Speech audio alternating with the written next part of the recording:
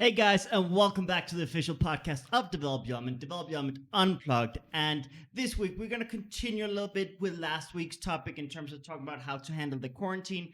But today we're going to talk about how do you handle yourself? How do you manage your emotions, your feelings, your thoughts, your frustrations? How do you keep certain sanity during this period? And how do you manage living in close quarters with family or roommates that might have very different personalities from you, very different ways of being from you? And how do you bridge those gaps? How do you create more mutual support, more empathy, more understanding? Because let's face it, even though you've lived with these same people for a long time, right now everyone's insecurities are really coming out and people's worst versions are coming out. And also, people are spending more time at home, which for some people that's normal, and for some people they have been robbed of those outlets, of those activities, of those environments that fill them with energy, that make them feel, good inside. And now they have to find new activities that generate that kind of relaxation, inner peace, comfort, and just kind of boost their inner battery. And well, Des, my girlfriend, is back, and I'm super happy because we get to talk about how do we support each other, how do we support everyone here in the apartment, and how do we also become more empathetic with other people. So welcome back. Hi. So let's talk. At the beginning of the quarantine, I think you were very, very scared, were you not? Yes, I was really scared and overwhelmed, and I would have panic attacks almost every single day. And they were like really, really bad. And I just didn't know how to deal with his whole situation. Yeah, I remember you were the first to really worry here in the apartment. I think some of us were in denial and we were like, it's nothing, it's not gonna arrive. And you were like, oh my goodness, what about my packages from China, from this online store? Are they gonna bring coronavirus here? And should I disinfect them? How long does the virus last on surfaces and this and that? And you were kind of ahead of the curve here. I mean, you're really fast at taking action, and I'll personally thank you because you were right, and I'm grateful because you managed to direct that in a way that generated peace for everyone instead of panic. Because in the early days there's a lot of panic, and now we're not panicking as much. Yeah, now it's like, how long are we gonna be home? Yeah, I mean, and the reality is, during times of adversity, during times of stress, during times of uncertainty, it is very easy to end up just giving up and getting paralyzed. And it's very important not to do that. Yeah. And I think one of the best things is communicating with people your fears, communicating what are you afraid of, ask questions. That's one of the things I love about you. You ask a lot of questions, like all the time. You're asking, like, how does this work? How does this work? What about this? And what are the odds of this? And you're always kind of inquiring instead of concluding. I like being around when those questions are asked. Yeah. Steve, he loves being around because he likes poking fun of the situation. Sometimes with sarcasm, and sometimes he just likes a good conversation. And it's been an interesting kind of process of denial, holy shit, acceptance, adapting, and okay, you know what? We're making the best out of this, and honestly, it could be worse. It could be worse. And that's not to say that there's not a lot of bad going on, a lot of sad stuff going on, but we all have a choice. We all have a choice whether we only look at the bad or we also look at the good. We all have a choice whether we take this time to just feel like failures and feel stuck, or to actually take this time to innovate, to grow, to learn new things. And I think we've done a pretty good job at challenging each other to not get stuck in a rut. And we've done a lot of different things. And before we get into that, I want to kind of give you guys a little bit of context, a little bit of basic tools of development. If it's first time you join us here at development, one of the things we talk a lot about is personality psychology, where we talk about different personality types, but not to put you in a box, not to label you, not to limit you or anything like that. But we talk about how we all have different instincts, and some instincts are easy for us, some are hard for us. And in different moments, it can be challenging to step into certain roles, but with certain activities and actions, it becomes easier. What do I mean by this? We all have an inner battery, and this battery can either be recharged or depleted based on our environment, our activities, our thoughts, our fears, our anxieties, our confidence level, our passion projects. There are many things that influence our inner battery. And it's very important to identify what things fill you with energy based on your personality and context, and what things drain you. And for example, one of the things you had a hard time with was adapting to the fact that all the stores are closed. Yeah. Because what do stores do for you? They regenerate me. Yeah. It does. When she gets stressed, when she gets anxious, usually what she likes to do is to go to a store, to go shopping. Retail therapy. Retail therapy. Exactly. And all of a sudden, there was no retail therapy. Yeah. Not in the traditional sense. And at No first, malls, nothing. I remember in the beginning, it was like, I had to take you just to Walmart for you to feel like you got to a store. But now you've gotten to kind of add more things to it. But it's very important to identify what things were robbed from you, what activities, what environments were suddenly taken away. Jesus. And it's you have to be careful not to look at this as, oh, life sucks now. No, look at how can I implement these activities. So I'm just going to run through the elements very quickly, and I'll also tell you a little bit about the types of elements that we operate in. What are the elements? They're personality types. We're all a mix of all the elements. We're not just limited to 1, 2, or 3. However, we try to focus on which are the most biologically natural for us, which are the easiest for us to operate in. So we have 2 extroverts, 2 ambiverts, and 2 introverts. Extroverts need high physical movement, social stimulus, variation, activity, etc. Ambiverts, they need medium level stimulus, and they're kind of flexible with high and low social stimulus. And introverts, they prefer low social stimulus, tranquility, planning, structure, organization, etc. And they like to be able to predict things and have a general outline of how things are working. And so the first one is the electric type. It's the most youthful, playful, fun, adventurous, needs constant change, really likes adventure, and really likes making light of things. So right now they're probably going to be joking a lot. They might be getting anxious and stressed because they can't go out, they can't see their friends, they can't change things up all the time. Every day is the same. The fiery type is the next type. That's also an extrovert, but it's a more mature energy, more focused on productivity, results, impact. They like their personal image to be a certain way. They like to dress a certain way. They like to be natural leaders. They like to have projects that they're very passionate about and really move those projects forward. So right now they might be stressed that their projects are stuck, or they're not advancing, or that they can't dress up the same way, or they can't spend money on nice clothes the same way. So that can be a little bit of a challenge. And that's why she likes retail therapy, because she has a fiery side. She likes buying clothes. She likes, that whole process of dolling herself up. And you've had to kind of adapt to that. And sometimes you even do your makeup and doll yourself up, even though you're not going anywhere. Yeah. And I think that's very important for fiery types. Now, moving on to the next type, the first ambivert, aquatic type. They're very emotionally expressive. They are very sentimental, detail-oriented in terms of details regarding how they treat people. They think of the small details. They think of how they can make a moment special. They're very nostalgic. They remember their childhood memories or their teenage years with such, how should I say, they really value those moments they've had that they can celebrate and look back on. And right now, they might actually be happy that they get to spend more time with loved ones. They might be like, yay, I get to spend time with my family. I don't get to see them enough. That might be one thing. Or they might be the opposite if they don't live with a family.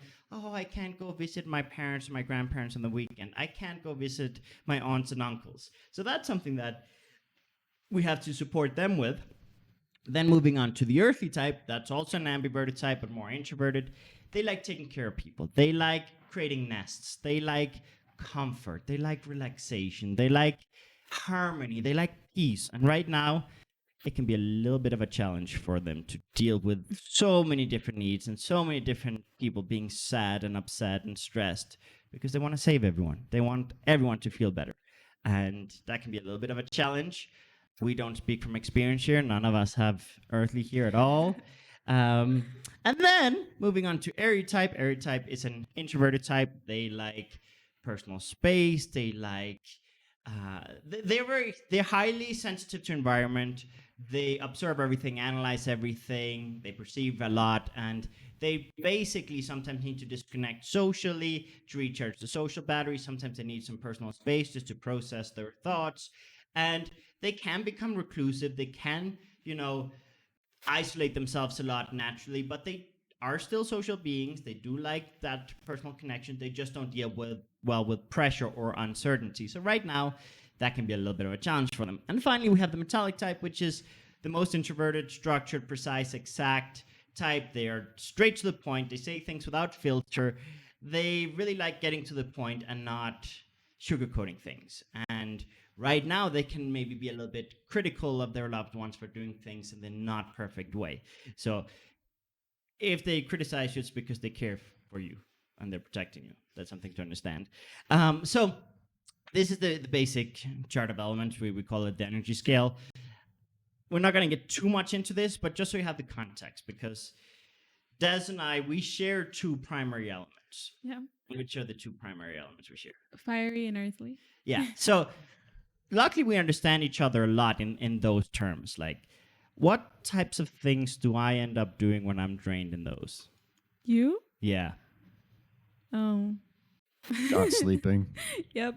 Not sleeping and just you look stressed. Me never. And yeah, you just look really stressed and sometimes you go really quiet.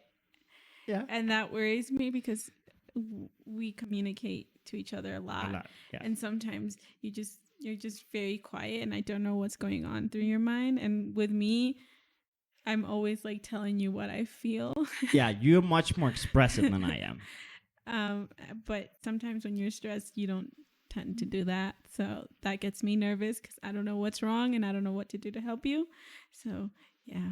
Yeah, it's something that we have to be, we have to pull each other aside sometimes just to check up on each other, because I'm very good at bundling everything up because I feel a sense of responsibility and, I shouldn't burden anyone. And, I know that I talk about this all the time and I teach the value of asking for help and building a support network. And obviously I have a fantastic support network here at the office. We live here, by the way, all of us. So we're still in quarantine. We just live and work in the same place. But yeah, it's something that sometimes when we get drained, sometimes when we get insecure, we stop doing things in the most optimal way. And I sometimes forget to express myself. And I just get a paralyzed face on. And it's like, what do I do now? Especially on my earthy side, if I can't find a solution where everyone is happy. And I overstress about everyone. So it's one of those things where we support each other in supporting everyone so that we kind of distribute the load a little bit. But it's very, very important. One thing that we have to look at is how can we make this quarantine a productive period? So I think at the beginning of this, we already were looking at what goals do we have for the year. I remember for your YouTube channel, we made a couple's vision board. Yeah. Uh-huh. And I think something we have to look at is what type of goals can we set for the year and how can we start advancing on those during the quarantine? And you've kind of been quite good, but you've also been hard on yourself. Yeah, I have been hard on myself because I don't feel like I'm making my goals happen. But then again, I always remember that a year ago, I also did the vision board, and May, I was barely starting to get out of my house, and I didn't have anything, nothing was true so far in my year of what I hadn't accomplished anything in my vision board. So I'm not so hard on myself right now because I know that things didn't start to happen until October or mid-August. No, that's the thing. Some of the things that we're working on, they have a build-up time. They take time to achieve and to kind of lay out all the pieces so that it can happen fast. Because a lot of your achievements from last year, they happened very fast. Yeah. But it was a year or several years of planning and prep and mental preparation and taking baby steps, and eventually things start moving very fast. Yeah, like I think everything happened within the last 4 months of the year. Yeah. And I didn't notice until I made my vision board video, and then I was like, "Oh my goodness, all of this came true." Like I didn't think how many things in my vision board actually came true until I got the picture and I started like crossing everything off. And yeah, I think everything happened within the last 4 months of the year. Yeah, so one thing that we have to get across is don't be too hard on yourself during the quarantine. Yes. We all have our insecurities, we all have our challenges. We're all gonna fall. We're all gonna have weeks where we're just watching Netflix and not doing anything. We're all gonna have weeks where we have maybe a little bit too many vices, whether it be shopping or for other people, maybe a little bit of drinking or something. Obviously, I don't encourage these things, but just don't punish yourself, because what I see is when people punish themselves, they end up escaping more into either vices or having rebounds or just kind of, they end up losing themselves a little bit. So it's okay if you fall. It's okay if you mess up during the quarantine. It's okay if you say the wrong thing or do the wrong thing, because right now you don't have the same mental clarity or confidence that you had before. That's not an excuse to justify abuse or bad activities, but it's just don't make it worse than it already is. But it's a great catalyst to decide to shave your head. Yeah, Steve, he shaved his head. Are you showing them with the camera? Show them. See? Steve, he shaved his head like one of the first weeks during the quarantine. I thought, why not? And it's grown back a little bit now, but I'm going to shave it again here soon. I'm not 2007 Britney stressed. I just thought, why the hell not? There's certain playfulness in Steve's choice. Steve has an electric element, and he likes having fun, and he thought it would be fun to shave his head. And I think he's also had a lot of fun with kind of seeing everyone's reactions, and also going up to someone in the office and being like, "Yo, you wanna shave my head?" That was like, he was so excited for that. Oh man, Nata was super nervous about cutting my hair, because he would normally like cut my hair with the clippers. Yeah. But he'd be nervous about messing up, because whenever I go get my hair cut, I'm really critical of the result. Yeah. So he'd always be really nervous. And then one night I was like, "Hey, do you want to shave it with no guard?" And he was, even when he was still cutting my hair, he was super nervous because he thought that I was going to be upset. But shaved it with the clippers, and then I went at it with the razor. And I like it. Some people don't. Some people really don't like it, but most people do like it, and people that don't, it's their problem, because I don't really have to look at it. Yeah, it's on his electric side, he needed a change, right? And he was seeing the same four walls every day. He was seeing the same stuff, the same people, having very similar activities every day. And it was like, how can I change things up? For electric people, we have to support them in changing things up. So, yes, it can be a change of look. My sister's also electric, and she's currently looking at all the different hairdos she can do and dyeing her hair a million different colors. And we have to support electric people in those changes. Another thing we've done is redecorate people's rooms, people's offices. Des is lighting up because we just redecorated our room last night, or the night before, I think. The night before, yeah. She was having a rough night, and she was like, I want to move this, and I want to move that, and do you want to help me, blah, blah. And I was like, sure, where do you want to move this? I was like, I don't know, I just want to move things. And she's not electric in that sense, but on her fiery side, she needs to feel productive. She needs to feel like she's growing or evolving, and she needed to do something. And that evening, you kind of felt stuck. Yeah, I kind of felt stuck, and I hadn't done anything all day. And I didn't like how the computer was, where my workstation was in the room. And I felt like it was blocking some space. So where it is now, I feel so much comfortable, and I feel like the room has so much space. One thing we have to look at is not what activities each person needs, it's why they need them. So for an electric person, they need to change things up. For a fiery person, optimizing spaces is very important. Here in the office, I have been obsessively optimizing the office by redecorating, putting up lights and cameras, and rebuilding tripods and rebuilding mic stands, and redoing my desk setup, mounting my monitor / TV onto the wall. Just optimizing spaces is something for fiery people that you can do to feel productive. If your space can make you more productive and more efficient, then that's awesome. And also, if it's more impactful, visually nicer, more aesthetically impactful, that's a big way of helping fiery people. Yes, our room has to be perfect. Like the aesthetic has to be perfect.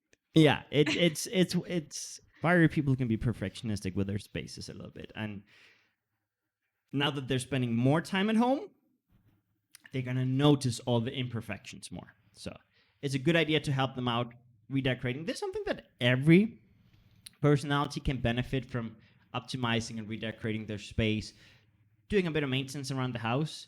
I mean, I think that's one of the big things we've done during this quarantine is a lot of maintenance around the house. And at first, a lot of people were like, why are you wasting so much time doing this? And people that didn't have the context or understand the logic behind it, especially maybe some more metallic people that maybe were like, it's already fine. Why fix what's not broken? Like, it's inefficient, blah, blah. But realistically speaking, it boosted a lot of us. So we actually started with a few of the desks and office, like the main office area where we have editors editing videos. Then we were like, okay, let's move into the bedrooms. Steve, yesterday, we redecorated his room, and he got himself a TV monitor thing, and we moved some desks around. And then he was like, wow, what? This is so much better. And, there's small things like that you can do to make the space feel more comfortable. And Steve was feeling a little bit guilty for his purchase yesterday, but the reality is it's a good investment right now to optimize your spaces. I think if you're going to be spending more time at home, don't feel guilty for making it easier to be at home. Don't. Like, it's very easy to be like, right now we shouldn't be spending, right now we should be more careful. We don't know about what the future holds. And yes, please make sure to save. But at the same time, the first thing I did, I was like, I'm going to make sure everyone has good enough computers to play video games. I'm going to make sure that everyone has the peripherals they need. I'm going to make sure that everyone has comfortable desks and chairs and monitors. And I went on in the very early days of coronavirus, I went and I spent a lot of time building computers for everyone on the team. And a lot of people also didn't understand, why are you wasting so much time? While you're working on that, we could have edited this video and launched this and put out this course and this thing. And I was like, no, I understand, but no, let me build this. And a lot of people were confused. But now looking back, I'm so happy we did it, because we've been playing a lot of video games as a team. We've been doing a lot of fun activities. We've been very productive, and we've all kind of enjoyed our spaces more. So a lot of things are improving despite the frustrating situation. Yeah. And I think something very important is not to roll your eyes at people or judge people for their needs. If someone in your family, someone you're living with, is asking for help, find out what is it that they need, why they need it, and see how you can support them. I need help buying a race car. Yeah. And actually, that's a good point. Steve has been looking at sports cars and cars you can build as track cars. And a lot of people are instantly going to go like, why? That's crazy. Right now with the quarantine, why are you looking at that? But it's important to dream. It's important to have plans for when you get out of this quarantine. It's important to have certain things that, get you excited. If you don't have that, you're going to just be numb through this whole process. Yeah, I think it's very important for you to think of what you're going to do outside when all of this ends, because that's what's going to keep you motivated throughout this whole entire time. Like last night when I was showering, I was telling you about what I wanted to do as soon as this thing is over. And I guess just thinking about the future, thinking what you're going to do, and it's really keeping me from at the same time not wanting this thing to be over, but at the same time I do want it to be over. So it's really nice. No, that's a beautiful thing. Being able to dream and plan despite not knowing how and when it's going to happen. That's one of the things that you are very good at. I don't know how it's gonna happen. I don't know how I'm gonna pull it up, but I want to live in that penthouse.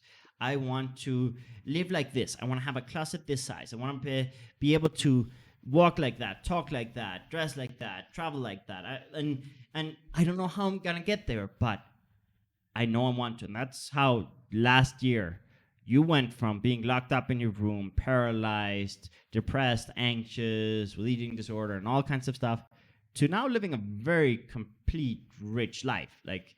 And as you said, most of the year you had no clue how it was going to happen. Most of the year you didn't see much change, and all of a sudden things just got unstuck fast. Yeah. and that's something that you have to be okay with, things taking time. That's one thing I see a lot right now. People are very impatient. Yeah, people are very impatient. Like I'm not gonna lie, I'm impatient too.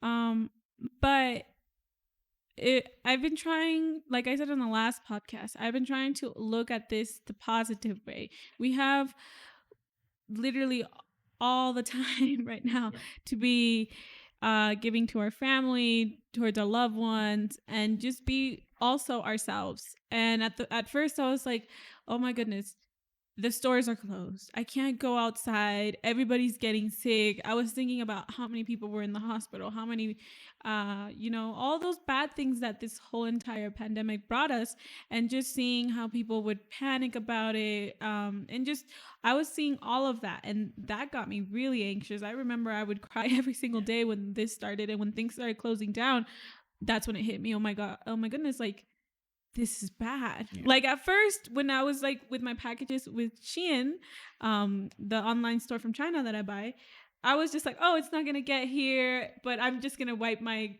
packages because it is in China still. But then when it got here and we had the first case, because I think I told you guys about the first case, that was the hospital down the street, and that's when I started to panic. But now I'm just looking at the positive things. Like I can have a whole entire makeover for the next 2-3 months and then come out like the best version of myself. And I go for walks and stuff like that. And that's very important, to really like support your family members, and everybody has a different way of processing this. Yeah. And you have to understand that some people are going to want to go out, so maybe taking them out for a car ride. For example, we have the little guns. Steve, show your latest regenerative initiative in the office. So if anybody knows me, they'll know that I was going to make a Second Amendment joke, but I won't. A great way to not kill the people you live with is to pretend to kill them. So I was at Walmart doing some essential shopping, and I came across the toy section where they had these like off-brand Nerf guns for like 47 pesos, so like cheap. And I bought one, and then I was like, this is awesome. And I started shooting people, and they were not upset about it.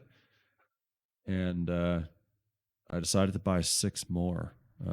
So now everybody has a gun. They've since been reclaimed by the 2 people that shoot each other the most, me and David. The 2 most electric people on the team can spend hours shooting each other and having gunfights. Yeah, so we've got... I decided to color code them. So we've got 3 red, 3 blue, and 1 green, so that we can play like deathmatch where it's everybody versus everybody. We can play team deathmatch where there's 2 teams of 3, and then there's the green guns, so we can all play manhunt or find El Chapo, as I call it. So far, it's basically just been I'm sitting at my computer doing some work, and then a bullet runs into my room. I drop everything, grab my gun, and for 30 minutes, David and I are chasing each other around the house, shooting each other with these little guns. That's really fun. Yeah, it's actually been better than I expected. My earthly side, I was super worried. Yeah, you were like, when Steve was like, we're gonna have Nerf guns, and I'm like, that's gonna be fun for 5 minutes, and then everyone is gonna get cranky and in a bad mood, and the wrong person is gonna get shot, and there's gonna be drama. And I just looked at him and I was like, I'm not going to cut his wings. I'm not going to judge him. He's electric. He needs fun. He needs playtime. He I'm needs glad just I wasn't the only one that thought that. Yeah, The first thing that went through my mind was like, okay, this is fun and it's gonna be fun, but someone's bound to get upset. But Well, then we've been doing like finger guns for like we'll just walk around like and but now there's just a projectile attached to it. Yeah, no, I think the beautiful thing and the lucky thing is we have two electric people that are electric enough to really enjoy this for extended periods of time. Because I know a lot of us that are not electric are like, yo, I'll shoot you twice and then I've gotten it out of my system and I've supported you enough. But like playing for hours, like the way David and Steve can be running around the office or apartment and they can be shooting and they can be laughing and it became 3 a.m. Like the first couple of nights, it was like 3 a.m. and they're running around and shooting each other and laughing. And I mean, I admit I was laughing out loud because it was hilarious to watch them.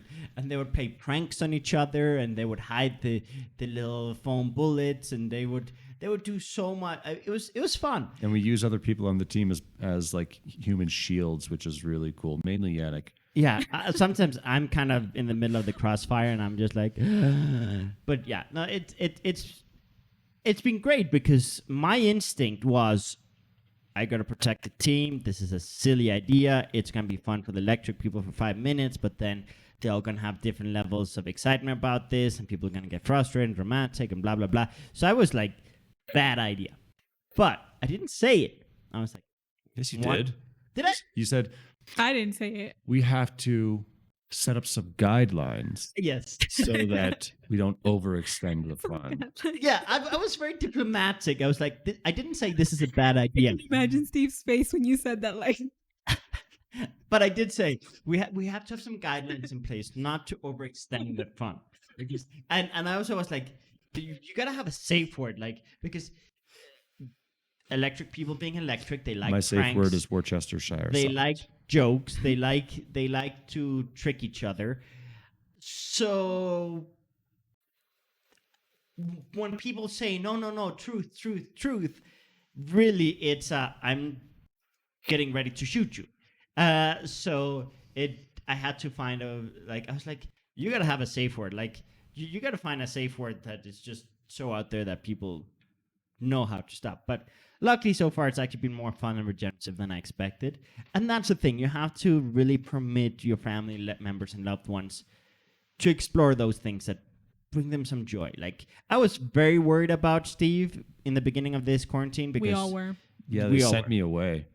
Yeah, I mean, Steve is very highly extroverted, and he has an interesting relationship with his extrovert side because he both embraces it and suppresses it because it has gotten him in trouble in the past. But luckily, as of late, before the quarantine, he found a quite healthy way of, healthy outlets, which was exploring, going to cafes, new neighborhoods, going to new restaurants, just going to parks, playing some Pokemon Go, Ripping different up things. and down the roads in the middle of the night when there's no other And car. yeah, driving around in a sports coupe and having fun with that. So he had kind of found a lot of activities that were regenerative. But before the quarantine, just spending one whole day in the apartment was hell for him. Spending 2 days in the apartment was hell for him. The thought of not going out and exploring in general was like the most torturous thing you could do to him. He constantly complains about the neighborhood we live in, which I'm super happy with. It's a nice neighborhood. I love it. It's No sidewalks. relaxed. parks. It's safe. It's classy. Drive everywhere. But yeah, you gotta drive to places, and he prefers to be in a more lively place with bars, restaurants where you can walk and just kind of explore. And so I was like, how are we gonna deal with Steve? And Steve, when he's drained, he gets cranky, and he gets frustrated with people easily. So I was like, how are we gonna do this? And the first thing that came to mind is like, make sure that he has an office set up that's regenerative and fun. So that's why, like, one of the first things, early on in the quarantine, I was like, let's look at racing wheels. Let's look at racing games. Let's look at, these video games that might be interesting. Let's tweak this with a computer. Now, yesterday it was like, let's get a new monitor slash TV to be able to play the racing game on a big screen, and different things like that. And that has worked great, better than I expected. But at the beginning, I think we were all super scared. Yeah, we were all really worried about Steve because we didn't know how he was gonna react to this whole situation. Yeah, no, and I'm gonna say I'm very proud of everyone here at the office, how they're handling the quarantine. But something that I also know is there's a lot of conscious efforts in making this as smooth as possible. Yeah, And that's kind of what the point of this whole podcast is: take the time and be empathetic with people, be patient with people, understand that people are gonna mess up, understand that people are gonna be annoying, they're gonna get frustrated. We all knew from the beginning that someone like Steve is gonna be more stressed and more frustrated and more irritable than usual. We all knew that you probably would have more quote unquote mental breakdowns than usual. That I would probably get paralyzed trying to make everyone feel better and get stuck and not know how to do it, or getting super intense with my work and trying to not sleep and things like. We all kind of knew. We all know what people do when they're drained and insecure. We all kind of know what habits they have. So we all kind of were bracing ourselves for it. And luckily, because we've been good at supporting each other by providing regenerative environments, spaces, activities, it's been great. Like, it's been great within the reality of what's going on. Like, and also we have to learn how to understand how others are doing throughout this quarantine, but also we have to look at ourselves, like, not use, oh, I'm in quarantine and this is how I am and this is how I'm frustrated, not use it as an excuse to be mean towards other people. Like, you need to also work on yourself and also know that, yeah, people will be able to understand you, but everybody's having a hard time as well. So yeah, this is not about one particular person, but every individual matters. yeah. So it's not you have it worse. It's not a competition. It's not about, oh yeah, no one understands me. I'm stuck and I'm fucked and this is just terrible. No, it's we all have more insecurities. And like, for example, right now, one thing that's I understand where it comes from, but I don't know if you guys have seen all these kind of Hollywood people being like, we're all in this together, and then people are like, no, we're not. You have so much money, and you don't have the same morality as me, and then they start competing about who has it worse, and that's just a dark place to go. Like, we all have different resources, we all have different goals, we all have different lifestyles. Yes, there are some people that have it easier than others. I'm super grateful. Yes, as a business, we're more financially stressed now because we've had to restructure the whole business. But at the same time, I know that we have certain luxuries that other people don't have. I'm grateful for that, and gratitude goes a long way. But I also know that doesn't matter how rich or poor you are, right now, everyone's mental health is affected. So maybe you can't be empathetic with other people because of their financial reality, because some people have more money to go through this, but at least be empathetic with people's mental health. Yeah, I mean, it doesn't matter how much money you have. No. You can have mental illness. It doesn't really matter. Yeah, and right now, even if you don't have a diagnosed mental illness, trust me, it's normal to have heightened levels of anxiety, depression spells. Like, I had some really dark thoughts in the beginning of this quarantine. Yeah. I had dark thoughts. Like, yeah, for a whole entire day, I had to cook for you because you weren't able to. I was just paralyzed. You were paralyzed, and I don't cook as often. And I like baking, but I don't like cooking. No, I remember in the beginning, I was like, how are we gonna pay for things? How are we gonna keep generating money? We have how many people that depend on us? And obviously, as a business owner, you feel the pressure. You feel the responsibility. Yeah. You feel like if someone is not well, it's your fault. That's how you feel. And I was like, how am I going to make sure that we get through this and everyone has the stuff they need, And I was just like, oh my goodness. And the early days, I got stuck. But luckily, little by little, we started, looking at how can we take control of the situation, how can we renegotiate certain rents, how can we uh, support each other as a team and as family. And everyone has chipped in a little bit extra. Everyone has done things like, for example, you cooking when you don't like cooking, but you know that helps. And when it comes to supporting loved ones, it requires sometimes stepping out of your comfort zone, doing things you don't And like. teamwork. And teamwork, exactly. And that's something that when you are more regenerated, it's easier. And if you take turns regenerating each other, there's always going to be someone that's a bit more regenerated that can step up a little bit. So Yeah. it's not every day that she can step up and cook. Or But that clean. day, she was more regenerated than me.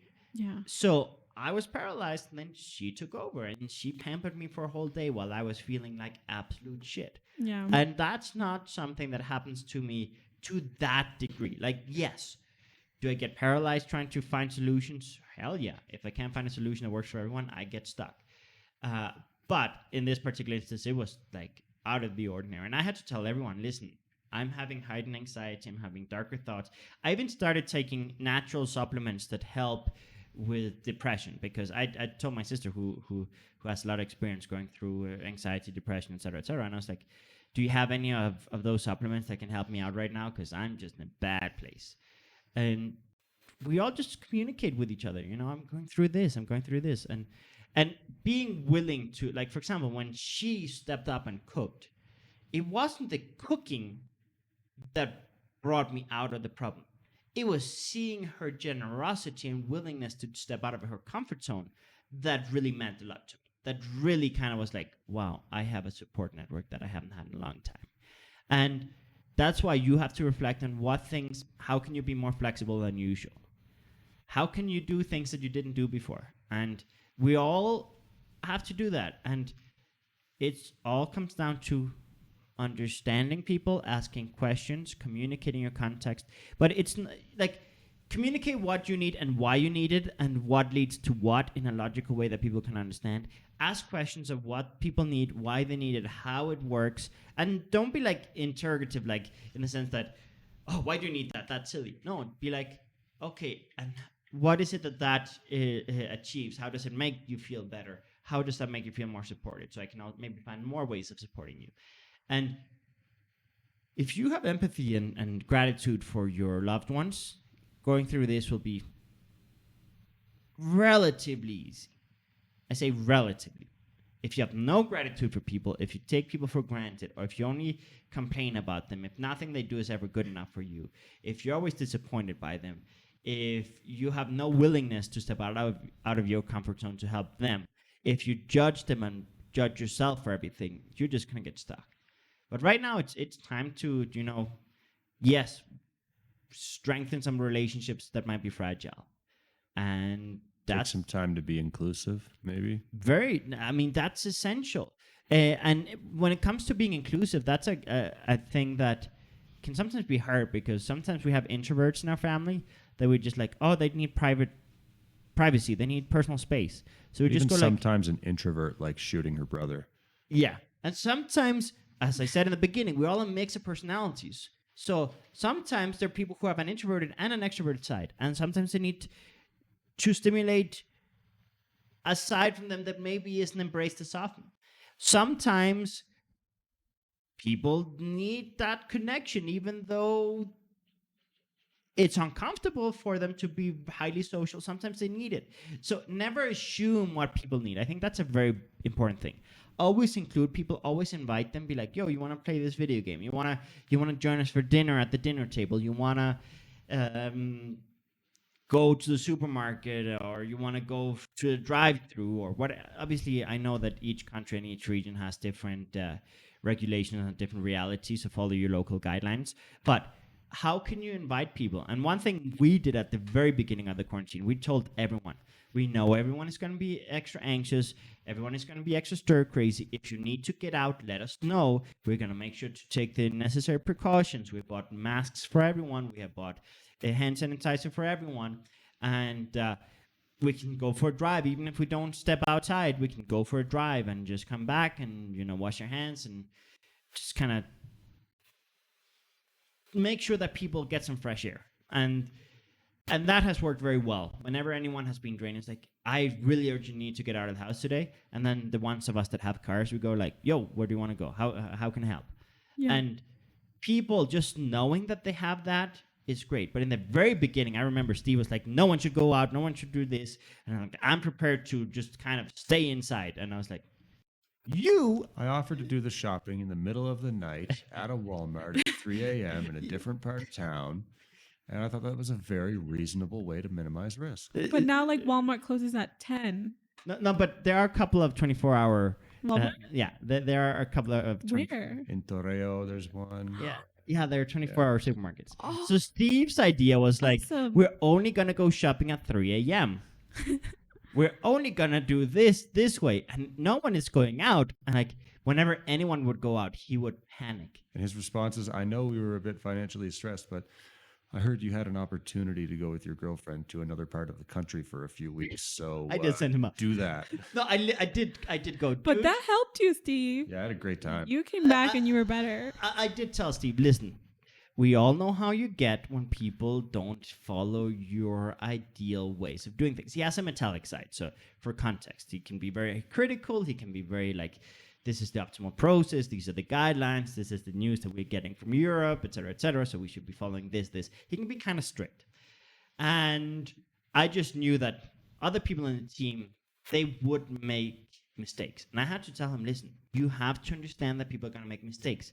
You have to understand that there's going to be a day that one of the extroverts just needs to get out so badly that they're going to go out and they're going to take a silly risk. And we have to support them because it's their mental health too. And we can support them in reducing risks by providing them with the tools that they need to reduce risks. Yeah. But I said it's not realistic to expect everyone to be in 24/7. It's not realistic to expect only going to the stores at 3 a.m. And now, I mean, it's fun. It sounds like fun, actually. oh yeah, and there's nothing wrong with adding things to make things feel more fun or different, breaking routine or reducing risks. But in this particular instance, I just wanted to like encourage empathy and patience and understanding and compassion. Yeah. And I know in like the first week, Steve would just look at anyone that would go out, anyone that would do anything out of what he felt was best practices, and he would get super stressed and frustrated. So I was like, the first week I was like, yo, go with your girlfriend to this other town. Here's a bit of cash. Have fun. I even prepared him some video games on a little hard drive, and like provided him a care package, and I was like, yo, play this game that's like a new version of your favorite game, and just don't worry about work. Just disconnect. And it actually worked quite well. He came back happy to have explored new things, new places, and at the same time, there was a bit of like, okay, I've gotten that out of my system. Now let's look at how to deal with this in a way that includes everyone. And that's the thing. Everyone in the beginning had their also ideas of what is correct news, what's false news, what are the correct guidelines, does this work, does this not work, should you wear masks, should you not wear masks, should you do this, should you do that. And also a lot of people didn't know if this was true or not. Like Yeah, a lot there of was a lot people were in denial, and till this day I know some people that are still in denial that say coronavirus isn't real or this and this and that. And yeah, so we just It's hard to accept a reality where you're not fully in control, and it's easier to blame people and say it's all manufactured and come up with a bunch of conspiracy theories. Bill Gates is a damn angel, for the record. Yeah, I mean, one of the hardest times I'm having with this coronavirus thing is all the conspiracy theories, because Bill Gates has spent more money saving more people than anyone else that I can think of, and people are ungrateful. And they need someone to blame, so they blame the guy that's spending money, his own money, on medicine and on education and on solving these things. He did a TED Talk 5 years ago where he said, listen, the world is not ready for a pandemic. And now everyone is like, see, he planned the pandemic. No, he was trying to protect us 5 years ago. And I get kind of frustrated. Also, the 5G things. I'm like, 5G? That's not, not all radiation is bad radiation.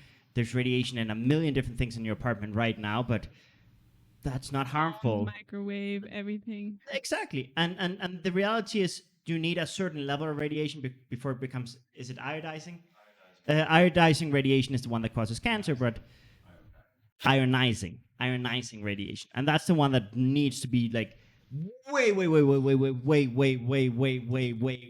stronger than what 5G is, right? So anyway, uh, I get very stressed because I have a metallic side that likes researching and understanding things properly, and I have a fiery side that gets frustrated with people slowing progress.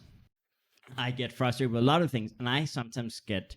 I think the one time I got upset with her was when she shared something without verifying it first. I was like, "That is misinformation," blah blah blah blah blah, and I felt bad because I got a little intense. But it was like, it's just because I'd bundled up all that tension from people.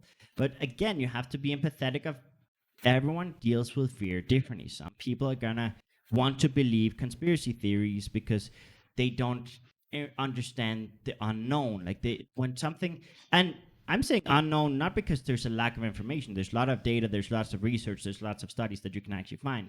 But when there's something you don't understand, you sometimes try to find the simplest answer to the situation, and sometimes the simplest answer is just blaming other people. But I mean, it's okay if you want to entertain yourself with these conspiracy theories. It's fine, but because everybody likes different things. Yeah. But for example, like the people protesting, the people going down and you're destroying, putting people at risk. you're putting people at risk. You're putting yourself at risk. So it's like, okay, go crazy in your room about these conspiracy theories. It's fun. It's like, I honestly like conspiracy theories. For me, it's like, it's really cool. Yeah. But I'm not out here protesting or blaming people or anything, because at this point, it's no one's fault. We can't really blame anyone. And yeah, it's sad that we're going through this, but if you sit there and you blame everyone for everything, it's like, but what are you doing? Yeah, and even whether they're real or not, like, you guys know my stance in this situation, but whether they're real or not, that doesn't change the reality for you right now. Now, there are local guidelines in place in your city, in your country, that have to be followed, and how you're going to make the best of the situation. And you can either look at who am I going to blame, who am I going to protest, what questionable information am I going to share with people, or you can look at how can I grow, how can I evolve, how can I come out of this quarantine better. And that's something that it's very important. But when you're being inclusive, you also have to be patient with people's process of dealing with fear. And that's something I had to tell Steve in the beginning. I was like, yo, everyone is going to deal with this situation differently. Some people are going to escape from it. Some people are going to deny it. Some people are going to blame others for it. Some people are going to blame themselves for everything they didn't do before the quarantine. Everyone is going to be stressed, but in different ways. And for some people, they're going to be obsessive with cleaning every single package, every single thing, and getting any resemblance of control of the situation. Some people are going to be like, oh, I'm fucked already, so I'll just get sick, and it's like, I'll just get it over with. And everyone is going to be different. Whatever you do, just make sure that you take in consideration the impacts that it has on other people. And yourself as well. And on yourself as well, both in short, medium, and, well, both short and long term. Like, there are some things that will give you immediate relief, but they will not provide you with the future you want. Yeah, no, for me, I mean, I'm an obsessive cleaner, like even before the pandemic. Yeah. So for me, even though I don't see people taking it, you do take it seriously. You know that whatever arrives to our apartment, if it's Lysol, I feel so much better. But I also take it in my account, like every night, and I try every morning to clean what we touch the most, like the door handles, the refrigerator thing. When you're cleaning them. I Try to leave my bedroom in the morning and the handle's locked, and I'm like, what? Yeah, and I try to do that because it relaxes me. It makes me feel like, okay, it's clean, and I like doing that. I don't get frustrated that other people don't do it, but because I actually like doing it myself because it's kind of fun. So in some way that makes me feel in control, and that makes me feel safe because I'm like, okay, now that everything that I touch, the light switches and everything, they're clean for now. Yeah, some of the stuff that's mostly affecting our mental health is feeling that we don't have control over the situation, because that Mhm. makes us feel stuck. It makes us feel like a failure. It makes us feel more depressive and anxious about the situation because we don't know when or where something bad is going to happen. But if you can take action to make yourself feel like you have more control, that goes a long way. Yeah. If I lived alone, I wouldn't do 90% of the precautionary measures that she does. But I know that it provides her with peace if I wipe down everything that we bought in the store or everything that got delivered with Lysol, and if we wash, if I'm all the time with hand sanitizer and washing my hands, I do that more for her than myself, and that's okay. Like, I know that I need to do a lot of these things, and it's good for me. But if I lived by myself, I would have been more careless. Yeah. And I appreciate the initiative. I appreciate the support. I think we all are very grateful for the fact that you've kind of helped a lot more with cleaning and sterilizing things, and just kind of providing a more safe environment. But in the beginning, I know that I think all of us maybe had an instinct of like, you're crazy. Why are you doing all of that? And now maybe in retrospect, we're like, you know what? I think now it's gotten to a level where maybe that wasn't as crazy as I thought in the beginning. Because I remember the first week of this, I was like, why would you even wash a package? And now it's like, if you want to wash a package. That I've always been a clean person when it comes to that. Sure. Like my mom taught me that Sure. before. Like I need to wash my hands all the time, and my mom prepared me for this pandemic my whole life. Yeah, no, you definitely. I remember when we started dating, I had to educate you on the risks of overusing hand sanitizer because it can actually affect your skin a lot, and it can affect the beneficial bacteria that naturally are produced in your body that naturally clean things. That doesn't mean that you shouldn't wash your hands and you shouldn't disinfect things, but there is a limit. There's and a I limit, was and she, when we started dating, she was over the top, and I had to be like, rein it in just a little bit. And also there is value, and I was raised more with the get dirty, get germs and build an immune system naturally. Like I do have my vaccines, by the way, but I was more of a like, go out and play, and especially in Europe, there's a little bit more of that, go out and play, get dirty, and doesn't matter, you're gonna get stronger immune system as a result of it. You're gonna build natural defenses to things. So just go out and play and get dirty. Like, so I never had the over excessive cleaning thing because that wasn't like my grandfather had that. And in the last few years, when I helped him with his day-to-day life, because I was his primary caretaker, there was definitely an element of like, okay, I have to get used to a little bit more extra washing hands, extra cleaning, extra this. But me personally, I didn't have that personal context. I wasn't raised with that. That was kind of foreign to me. And then now with the quarantine, I have to respect that people have different contexts. No, yeah, I remember when this thing started. You were like, okay, remember how you were when like the first days we were dating? Go back to that. Yeah, that's what I told her. I was like, remember how you were in the beginning of us dating? Now is a good time. Now it's justified. Now it's logical. Now it makes sense. Like we have hand sanitizers in every bathroom, in the car. I make sure that I do my little round around the house with cleaning and stuff. But I mean, everybody just, if that makes you feel a sense of control, it's good. And everybody is dealing with this in a different way. And I guess we just have to be very sympathetic about this whole situation, and also focus on ourselves, focus on how we're feeling, and just make ourselves happy, even if it's like little silly things. We have to respect that.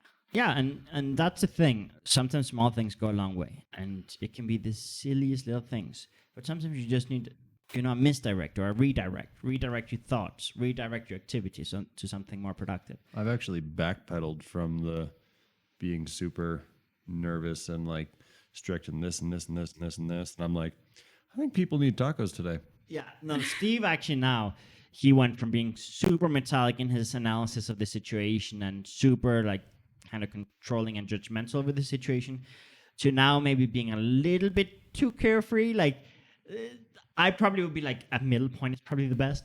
But that's the thing. We all have different elements. And if we look at Steve, I knew it was only a matter of time before. And I told him, listen, I'm actually encouraging you to be more empathetic and more understanding of different people's processes, because I know for a fact that you will not survive locked in this whole quarantine, and you're going to be one of the first to go out. You're going to be one of the first to find an excuse to go out and explore and do something.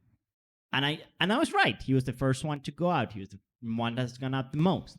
And I make the sacrifices. you for take the risks for everybody. the rest of the team, right? You expose yourself to Yes. protect all of us. But that's the thing. When you know multiple sides of someone's personality, you understand that they can be saying one thing in one moment, and then the next day or a couple of hours later or minutes later, they can be doing the complete opposite. Yeah. So it's very important to communicate that it's okay to mess up. It's okay to, and yes, the more you can do to naturally protect yourself in terms of, implement these activities no matter where you go or how you do it, follow your local guidelines, respect like the fact that every risk you take, you put other people at risk too. So do manage, your risk. But if you mess up as an extrovert and you go out, just Be careful. be careful, Wear but your don't mask. don't be overly hard on yourself. If a loved one goes out, yes, make sure that they have the tools they need to be, as safe as they can within reason. Encourage them and try to make the space where they live as fun as possible. I'm very happy with Steve. We've kind of built a much cooler office room setup than we would have built without this quarantine. And I can say the same for many other people on the team. And I think he's enjoying spending time at home more now than before in terms of it's easier with certain things. But it takes time. So build those environments, physical environments that are comfortable, fun, and regenerative for people. Support them mentally, support them with activities, step out of your comfort zone, do things that might not be comfortable for you to make them comfortable. Don't overextend that though, because then you're going to drain yourself and you're going to bring out the worst in yourself. So know how to set limits. So say, I can join you for this right now for this amount, but now I need this time for myself or this activity for myself. Can you help me with this? And communicate. I can give this amount, but I also need this environment or this space for myself. And just it's all about communication, but more than communication, it's comprehension. Because communicating is one thing, but if you don't understand what the other person is saying, it doesn't have any value. But yeah, and also don't waste time with those that don't want to understand. If Yeah. you can use, because I know it's easy to say, because everyone here in the office, we all choose to understand each other. We all choose to focus on ourselves. But if you're living with family members, and I know this, it's a reality in Mexican families, really, like, if the man of the house says this, and this is the way you should think, that's how everybody should think. So if you're a young adult or, a wife or something that you don't agree, or you live with someone that just doesn't want to accept the reality, do not waste your time. Take the precautions yourself, focus on yourself, and sooner or later, let's hope not later, they will understand what's going on. Because I've seen a lot of videos on the internet of people just wanting to see their loved ones in hospital, wanting to be there and being like, this is the government, they don't let us see them. Why are they okay one day, another day why are they bad? But it's like, that's what this virus is about. That's what makes it so scary. And for example, I've had loved ones. I have 2 loved ones that have been in hospitals throughout this quarantine, and I can't see them. And that's been frustrating for me. But I'm not over here going to the hospital, recording myself in the hospital, and being like, they're killing them. No. So also know that there are people that do not want to understand the seriousness of the situation. There are people that no matter what you say or you do, how many facts you present to them, what websites you send, they will not want to accept the reality of this. There's actually something that if you actually research it, it's actually very hard to change people's minds. And even if you show them data, research, you find really good sources, verified, double-blind studies, changing someone's mind is very hard, because one of the things, once we come to a conclusion, we reinforce that and we find information that confirms our conclusion. We find people that have the same way of thinking and we reinforce it.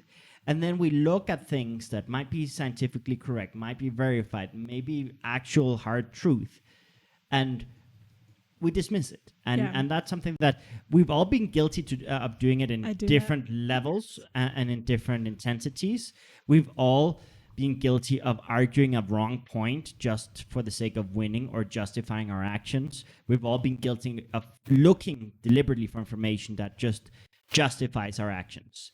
But now it gets worse. And yes, convincing people about things. I think one thing that you have to manage in terms of your digestion of news and information, I think it's important to, yes, look at finding good sources, verified sources. It's very good to communicate and discuss things with other people. Ask them for their opinions. Don't judge them. Don't criticize them. Correct them if they're wrong, but not in a, like, you're wrong way. The way I do it is more of a, have you updated your context? Have you updated yourself on this latest news? For example, with the face masks. I don't know if you guys remember when this all started. First, we're like, don't go out and buy face masks. That's very selfish of you. Especially in the Western world. In Asia, it's very normal. Everyone wears face masks. I've lived in Japan. I've spent a lot of time in Asia. And it's very common to see face masks day to day. So there's a cultural kind of, they've embraced it and they had enough supply. Everyone already owned them. But in the Western world, it's not as common. And there's also a certain level of arrogance, and people are like, yeah, it was a cultural shift was required and a logistical shift because there was just not enough supplies. In the beginning, they were like, no, it doesn't work. It doesn't work properly. You shouldn't use it. It's selfish. You're taking it away from doctors. You're taking it away from people that actually need it. Do not buy it. However, now they're saying, okay, studies out from Asia are showing that it actually is working.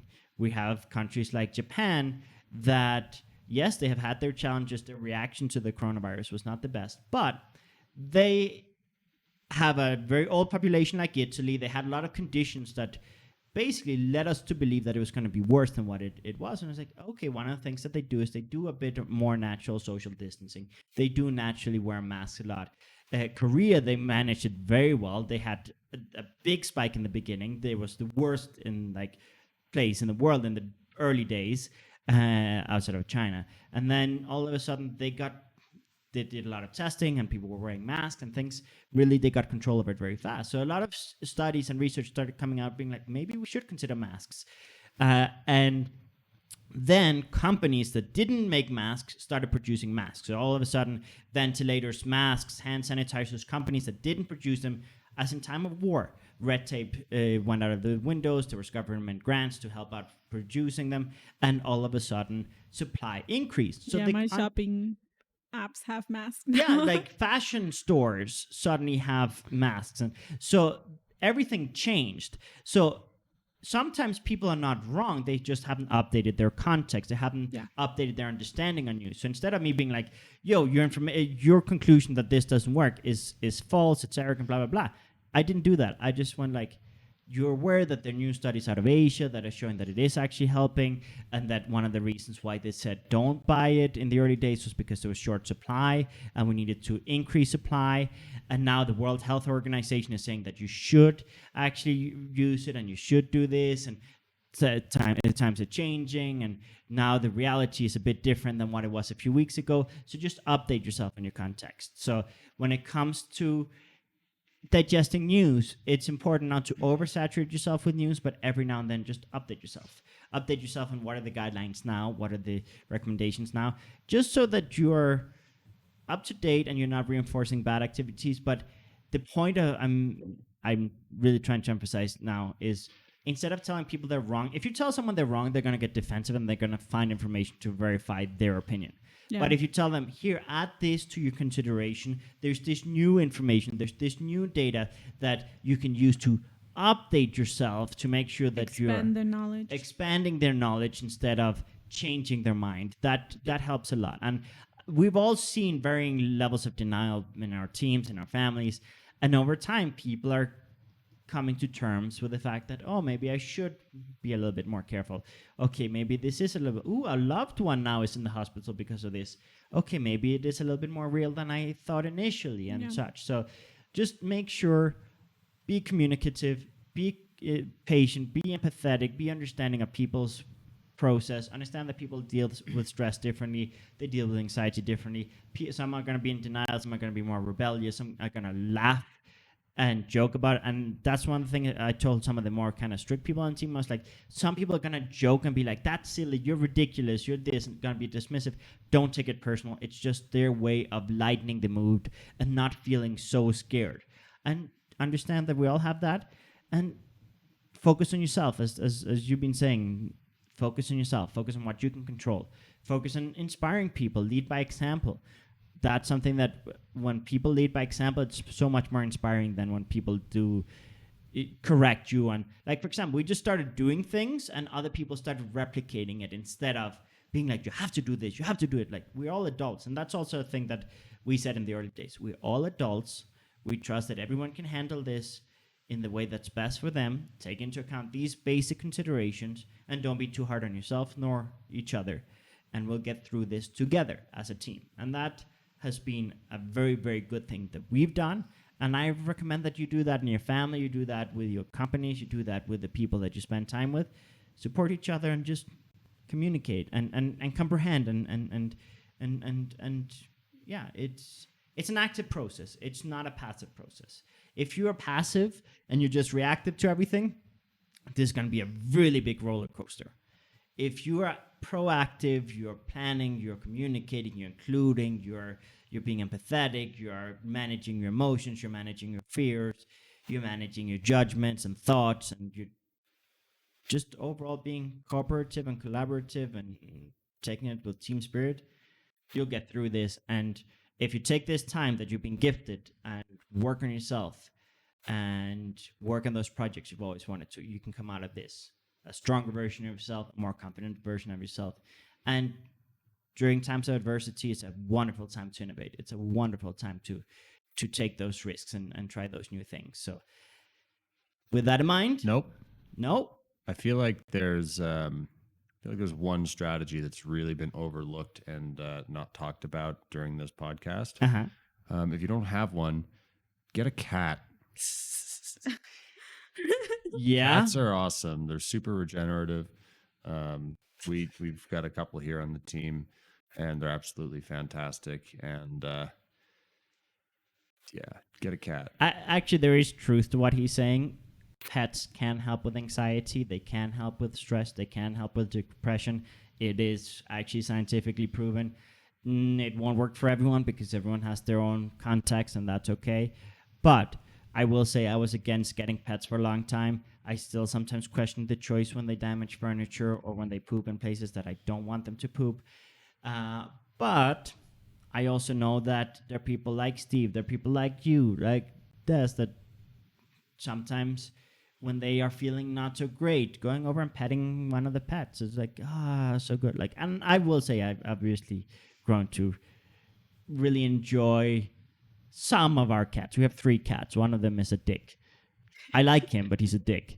And the other 2, they're chill. You know, they got my respect. They respect me. I respect them. But one of them. You have to Kinder. respect Kinder's hustle, though. Yeah. But he's he's an asshole, but he's beautiful and he knows gorgeous. it. He's gorgeous. We love him. But yeah, no, that's okay too. Like that's another way of dealing with it. I know it was meant. That's not a pass for beautiful people to just be an asshole, though. No. Pets get a bit more, empathy. But yeah, so that's basically it for this week's episode.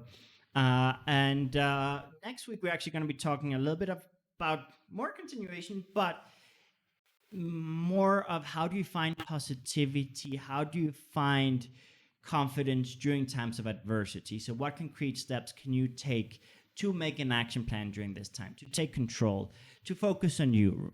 This episode today was a mix of you and others, and how do you deal with all of this? But next week's episode is more going to be like, how do you find hope? How do you find that confidence? How do you take action? And how do you come out of this really better than how you got into it? And it's something that I think it's very, very important because we all have so many reasons to go to dark places right away. And I think there's a lot of beautiful stuff going on in the world. So we're also going to be sharing with you guys a little bit about the beautiful stuff. And what we're doing. And also what people around the world are doing to, provide some positivity, some generosity, some light into the world when things got a little bit dark. Yeah. And there's so much beauty, there's so much generosity, there's so many hardworking people making so many sacrifices and so many generous acts, and there's a lot of beauty in the world right now. And so next week's episode we want to focus a little bit more on that beauty. And so yeah, I invite you to check us out next week, same time, same place, if you want to watch us live on YouTube and on Facebook on the official channels for Develop Beyond at 11 a.m. Central Time if you want to watch us live. And if you want to watch us or listen to us afterwards, we are on Spotify and iTunes and all those places with the podcast as well. So yeah, see you next week, same time, same place. Have a good one.